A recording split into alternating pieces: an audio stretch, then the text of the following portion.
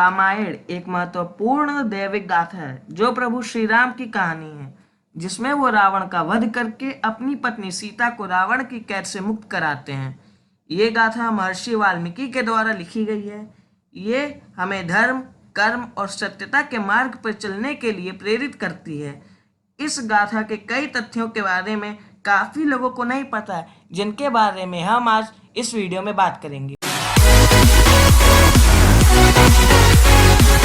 Number 12। Ravan भगवान शिव का बहुत बड़ा भक्त था और उन्हें खुश करने के लिए रावण अपने सिर की बलि चढ़ाकर उन्हें देने लगा, और जब जब वो ऐसा करता तो उसका सिर फिर से उग जाता।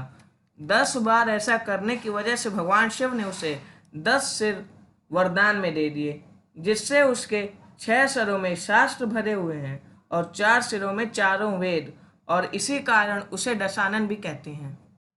नंबर 11। श्रीलंकन रामायण के अनुसार भगवान राम रावण से युद्ध जीतने के लिए एक यज्ञ करना चाहते थे, लेकिन उन दिनों रामेश्वरम में पुजारी नहीं हुआ करते थे, जिस कारण वहां यज्ञ करना कठिन था।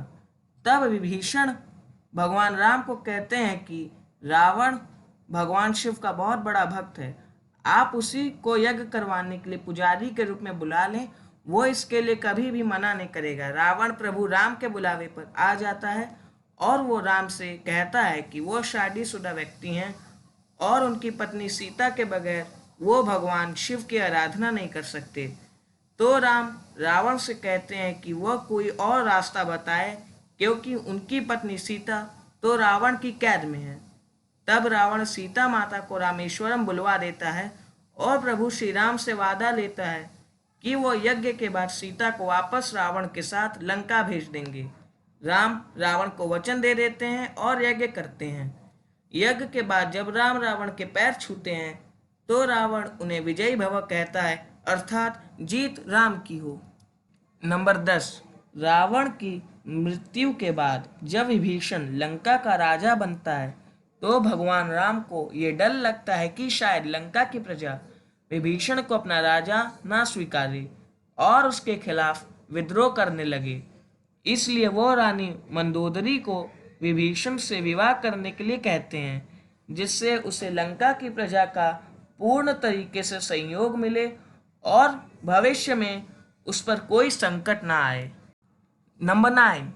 कुबेर, जो धन धान्य के देवता हैं, वो लंका के असली मालिक थे। उन्होंने ब्रह्मा और विष्णु भगवान के कहने पर लंका भगवान शिव और पार्वती के लिए विश्वकर्मा से कहकर बनवाई थी। जब भगवान शिव लंका में गृह प्रवेश के बाद ऋषियों और मुनियों को भोजन करा रहे थे, तभी रावण के पिता, जो एक ऋषि थे, शिव जी से भेंट स्वरूप लंका नगरी मांग लेते हैं और शिव जी उन्हें लंका दान स्वरूप दे देते हैं। इसी तरीके से रावण को भी लंका अपने पिता से मिलती है।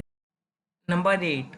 भगवान राम और सीता माता को दानवों से बचाने के लिए लक्ष्मण 14 वर्षों तक बिना सोए रहे और रात भर उनकी पहरेदारी करते रहे। इसी कारण उन्हें गुडकेश नाम से भी जाना जाता है। उर्मिला, जो लक्ष्मण की पत्नी थी, वो लक्ष्मण जी की जगह 14 वर्षों तक सोती रहीं। नंबर 7। रावण एक बार कैलाश पर्वत गया भगवान शिव से मिलने। तब नंदी, जो भगवान शिव के द्वारपाल हैं, वो रावण को शिव जी के पास जाने से रोकने लगे।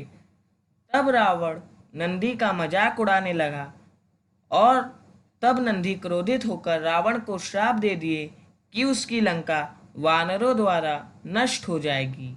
और ये श्राप तब सच हुआ जब हनुमान जी ने लंका को जलाकर नष्ट कर दिया। नंबर 6। जब राम और रावण युद्ध शुरू होने वाला था, तब रावण ने एक यज्ञ करने का सोचा, जिसमें यज्ञ समाप्त होने से पहले रावण वो यज्ञ छोड़ नहीं सकता था।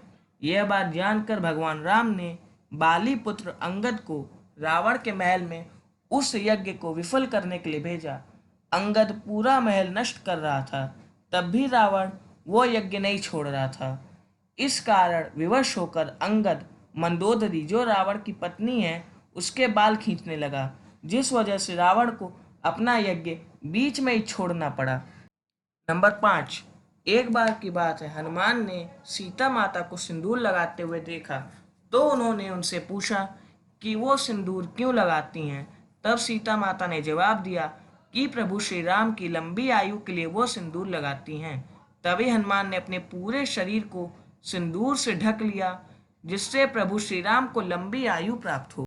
नंबर 4, रामायण के हर 1000 श्लोक के बाद आने वाले पहले अक्षर से गायत्री मंत्र बनता है। गायत्री मंत्र में कुल 24 अक्षर होते हैं और वाल्मीकि रामायण में 24,000 श्लोक हैं।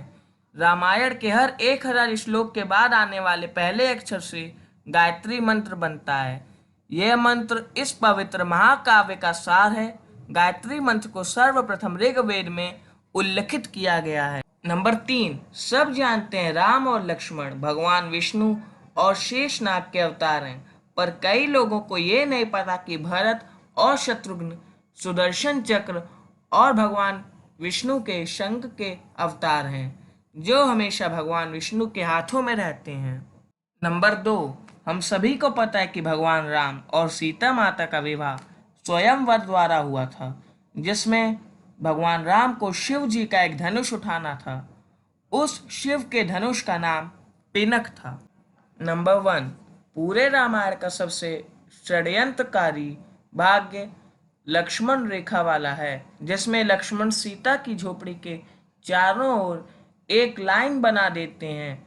ये पूरा सीन वाल्मीकि रामायण में नहीं था, इसे बाकी के रामायणों में जोड़ा गया है। अगर आपको ये वीडियो अच्छा लगा हो तो वीडियो को लाइक करिए और चैनल को सब्सक्राइब करिए, और दुनिया से रिलेटेड फैक्ट्स जानने के लिए इस वीडियो को ज़रूर देखिए।